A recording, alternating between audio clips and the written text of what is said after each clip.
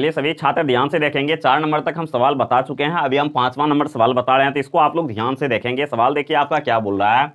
बोल रहा है एक घनाकार ब्लॉक के एक फलक को अंदर की ओर से काट कर एक अर्धगोलाकार गड्ढा इस प्रकार बनाया गया है कि अर्धगोले का व्यास घन के एक किनारे के बराबर है। तो बोल रहा है शेष बचे ठोस का पृष्ठीय क्षेत्रफल ज्ञात करें। तो ठीक है, चलिए देखिए यहाँ बोल रहा है घनाकार ब्लॉक बनाने के लिए पहले घनाकार ब्लॉक बना लेते हैं। चलिए ठीक है, ये आपका घनाकार ब्लॉक बन रहा है।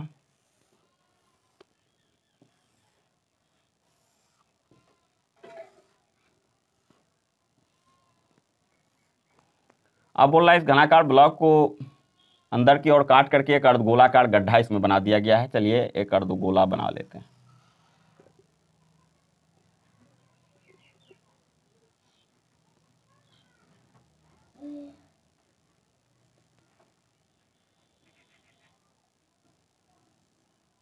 चलिए देखिए ये अर्धगोलाकार गड्ढा इसमें बना दिया। अब बोल रहा है कौन सी इनका संपूर्ण पृष्ठ क्षेत्रफल ज्ञात करने के लिए। तो बोल रहा है जहां पर कौन से यहाँ पर अर्धगोला का व्यास जो है ना वो घन की किनारा के बराबर है। तो वास्तव में ये घन की किनारा जितना है उतना इनका व्यास होगा, क्योंकि ये भी उतना ही बड़ा है। ठीक है, चलिए यहाँ पर लिख देते हैं, यहाँ पर हल दे देते हैं। यहाँ पर लिख सकते हैं घन की भुजा बराबर, घन के भुजा बराबर ए मान लेते हैं, ए इकाई। यहाँ पर लिख देते हैं ए इकाई।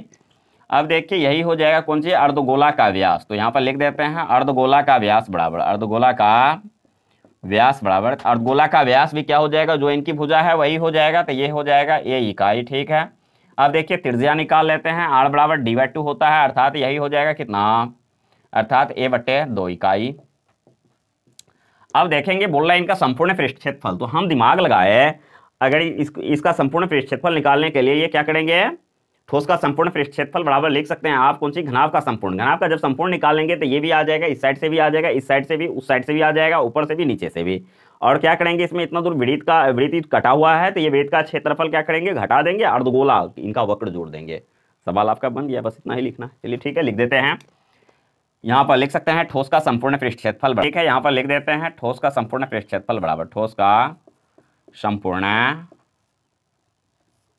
पृष्ठ क्षेत्रफल बराबर, ठोस का संपूर्ण पृष्ठ क्षेत्रफल दे सकते हैं घनाभ का संपूर्ण पृष्ठ क्षेत्रफल। तो यहाँ पर लिख देते हैं घनाभ का संपूर्ण पृष्ठ क्षेत्रफल, संपूर्ण पृष्ठ क्षेत्रफल।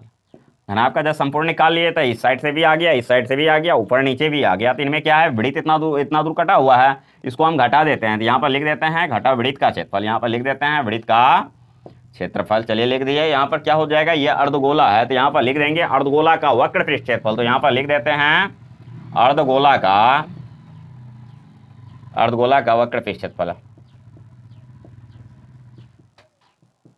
चलिए देखिए यहाँ पर अर्धगोला का जब वक्र दे दिए तो ये क्या हो गया, गोल करके हो गया। अब देखेंगे घनाभ का संपूर्ण पृष्ठ क्षेत्रफल होता है 6 गुना भुजा स्क्वायर। चलिए ठीक है, यहाँ पर दे दिए 6 गुना भुजा स्क्वायर। यहाँ पर वृत्त का क्षेत्रफल हो जाता है पार स्क्वायर। यहाँ पर अर्धगोला का वक्र होता है 2 पार स्क्वायर। चलिए ये भी रख दिए। चलिए लिख दिए ठोस का संपूर्ण पृष्ठ क्षेत्रफल बराबर घनाभ का संपूर्ण पृष्ठ क्षेत्रफल माइनस वृत्त का क्षेत्रफल जो अर्धगोला का वक्र कर दिए। तो ये घनाभ का संपूर्ण पृष्ठ क्षेत्रफल होता है 6 गुना भुजा स्क्वायर, ये होता है वृत्त का क्षेत्रफल पार स्क्वायर, ये होता है 2 पार स्क्वायर। ठीक है, ये प्लस में प्लस दे देते हैं।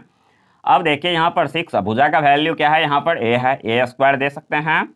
यहाँ पर क्या हो जाएगा, 2 पार स्क्वायर में से पार स्क्वायर घट जाएगा, तो यहाँ पर हो जाएगा कितना, प्लस में पार स्क्वायर।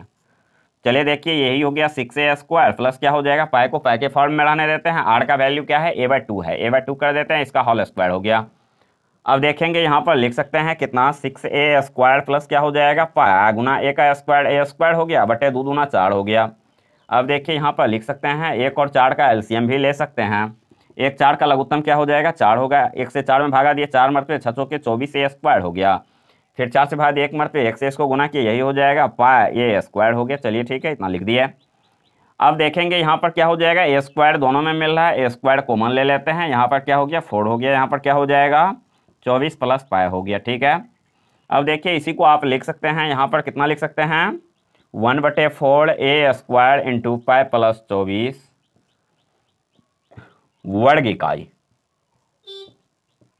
चलिए ठीक है, इसको लिख सकते हैं, आता है यहाँ पर लिख सकते हैं, अतः ठोस का संपूर्ण पृष्ठ क्षेत्रफल बराबर इतना वर्ग इकाई लिख देते हैं। अतः ठोस का संपूर्ण पृष्ठ क्षेत्रफल, संपूर्ण पृष्ठ क्षेत्रफल बराबर, तो ठोस का संपूर्ण पृष्ठ क्षेत्रफल देखिए कितना आया है, 1/4 a square into pi plus 24 वर्ग इकाई, यहाँ पर लिख देते हैं वर्ग इकाई। यही आपका आंसर हो गया। आप देखेंगे आंसर में कहीं कहीं क्या रहता है, एल रहता है या अन्य चीज़ माना रहता है, तो जैसा माना जाएगा वैसा आएगा आंसर में, कोई दिक्कत नहीं है। हम ए माने ए के फॉर्म में आंसर आया, ठीक है, इसको लिख लेंगे।